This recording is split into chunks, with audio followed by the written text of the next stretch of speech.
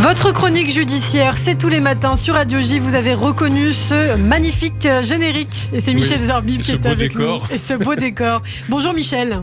Bonjour Ilana, bonjour à tous. Alors après s'être attardé cette semaine sur le procès des complices des assassins du père Hamel, eh bien on revient au procès du 13 novembre 2015. Hier, la cour antiterroriste a recommencé les interrogatoires d'accusés. Ils ont été interrogés sur leurs préparatifs avant l'attentat. Et hier, le premier justement, Michel, à avoir été interrogé fut Ali El Haddad Assoufi, soupçonné lui d'avoir fourni des kalachnikovs aux terroristes. C'est l'occasion donc encore pour la défense, j'imagine, de passer à l'offensive. Oui, de marquer des points, Ilana. On reste d'ailleurs dans le rythme de ce procès marathon avec des audiences longues mais toujours passionnantes. C'est une nouvelle phase du procès qui s'est ouverte hier, une séquence qui nous approche d'un peu plus près encore la nuit terrifiant du 13 novembre 2015, puisqu'il est question, avec une nouvelle série d'interrogatoires d'accusés des derniers mois, des préparatifs des attentats. Le premier donc à devoir s'expliquer était l'accusé El Ali Haddad Assoufi, ce qu'on lui reproche dans ses préparatifs. Tout d'abord, un rôle d'intermédiaire pour trouver un appartement à Ibrahim El Bakraoui. Les deux hommes se connaissent pour avoir été à l'école ensemble. Puis un jour, Ibrahim El Bakraoui est en galère, raconte l'accusé. Il m'avait dit qu'il avait peur que chez lui, c'était surveillé. Et au sujet de l'ancien braqueur, alors Ali Haddad Assoufi pense à un autre copain d'école qu'il vient de retrouver par hasard après des années. Il s'appelle Smaïl. Et ce Smaïl, Michel, a témoigné à la barre, justement, un personnage plutôt loufoque qui cite Céline, Camus ou encore Rabelais. Exactement, Smaïl F, on ne dit pas son nom, 37 ans, témoigne assis à cause des problèmes de cristaux à l'oreille. Il ne prête pas serment car, comme on l'a déjà vu précédemment à cette audience, s'il est témoin ici, il est aussi mis en cause dans le volet belge du même dossier.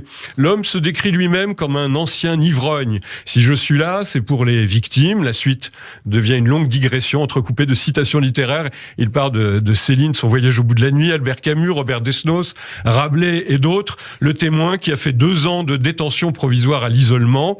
Je ne dors plus tellement en fait, j'aurais préféré crever que de me retrouver ici. Et s'il est là, c'est parce qu'il a prêté son appartement à Ibrahim El Bakraoui, le logisticien du 13 novembre, ainsi que son frère qui vont s'y installé de nombreux mois. Moi, j'ai aidé tout le monde. Je n'ai pas pu rester sans rien faire devant le désarroi de certains. Mon esprit est aussi ouvert qu'une vieille prostituée.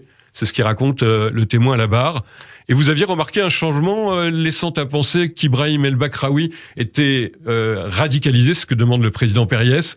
On fait comment pour diagnostiquer ça? En fait, répond le témoin, Ibrahim El Bakraoui, c'est quelqu'un qui écoutait Maria Callas. Il lisait Amin Malouf, Léon l'Africain, et le président insiste. Vous n'aviez rien remarqué de suspect chez Ibrahim El Bakraoui? La question est cruciale, bien sûr, pour plusieurs accusés du procès, d'ailleurs, car Ali El Haddad Assoufi, mais aussi Yassine Attar ou Farid Karkash, dans le box, sont accusés d'avoir aidé matériellement le logisticien des attentats de 2015. À noter que donc ce témoin va être rejoint par Ali Haddad Assoufi, qui défend la même ligne. Il n'a rien remarqué sur ses copains de terrorisme. Alors, Michel, si Ali El Haddad Assoufi est aujourd'hui dans le box des accusés, c'est pour son rôle d'intermédiaire, là encore, dans la fourniture des kalachnikovs dans des voyages en Hollande. Oui, d'ailleurs, dans le box, Ali El Haddad Assoufi l'admet sans difficulté. Oui, j'ai été à Amsterdam le 7 octobre, à Rotterdam le 28. Et pour quelle raison? L'interroge le président. Le 7 octobre, je me souviens pas. Je crois que j'étais allé me balader comme souvent. Le 28, c'était Rotterdam. C'était probablement pour des stupéfiants. Dans ces conversations avec le Bakraoui, rappelle le président, il est question de Clio. Vous vous souvenez, on en a parlé, pour 2200 €. C'est quoi les Clio? C'est de la résine de cannabis. Ça correspond à quelle quantité de Clio? Une Clio, 1 kilo, c'est donc 2200 € le kilo. C'est pas cher, dit le président. Ça va, ça dépend de la qualité, monsieur le président. Mais le parquet national antiterroriste, lui, demeure dubitatif. Donc vous maintenez que cette soirée-là, vous n'avez pas eu de contact relatif à des armes?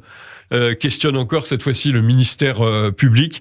Ni cette soirée-là, ni aucune autre, jamais de ma vie, je ne vais pas vendre des armes. Et l'accusé va proposer, pour terminer son analyse, pour moi c'est clair, tout le monde sait que je n'ai pas vendu d'armes, mais la juge veut me faire porter le chapeau. Et ce vendredi, interrogatoire de Farid Karkash. Merci beaucoup Michel Zarbib, on se retrouve lundi sur Radio J.